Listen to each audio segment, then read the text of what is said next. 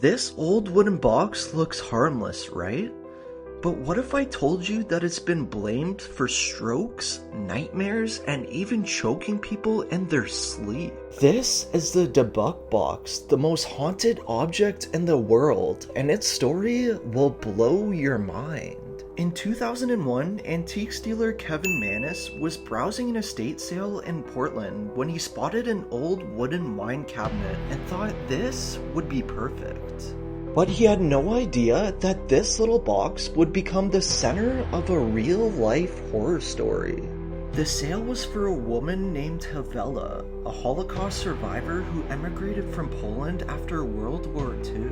When Kevin bought the box, Havela's family warned him to never open it, but Kevin shrugged it off.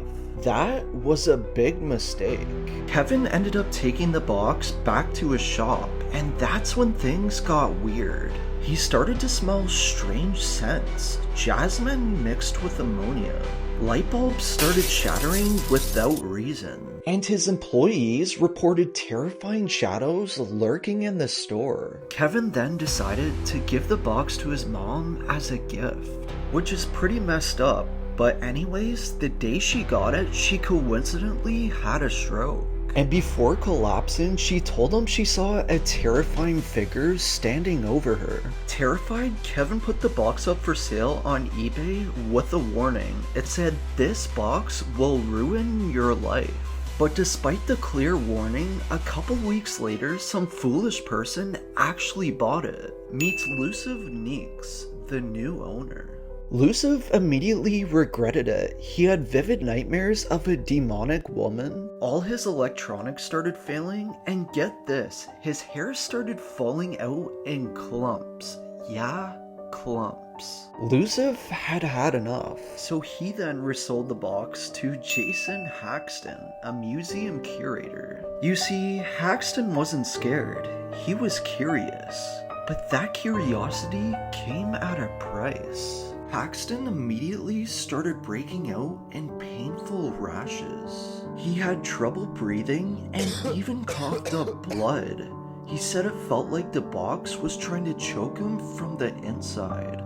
Eventually, Jason sealed the box away, but then came Zach Baggins, a paranormal investigator who added the Dybbuk box to his haunted museum in Las Vegas. And in 2018, during a live event, Zach did something no one else even dared.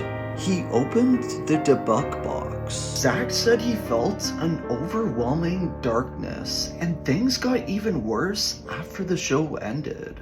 Zach's friend Post Malone, who was there that night, said a few days later he barely survived a near-fatal car crash, a plane emergency, and a home invasion. So is this all just a coincidence or a curse? But in 2021, Kevin Mannis dropped a bombshell. He admitted that some parts of the Dybbuk box story were actually made up. He said he added some creative details to the eBay posts to make it more interesting and dramatic. But get this, he still swore the paranormal events were real.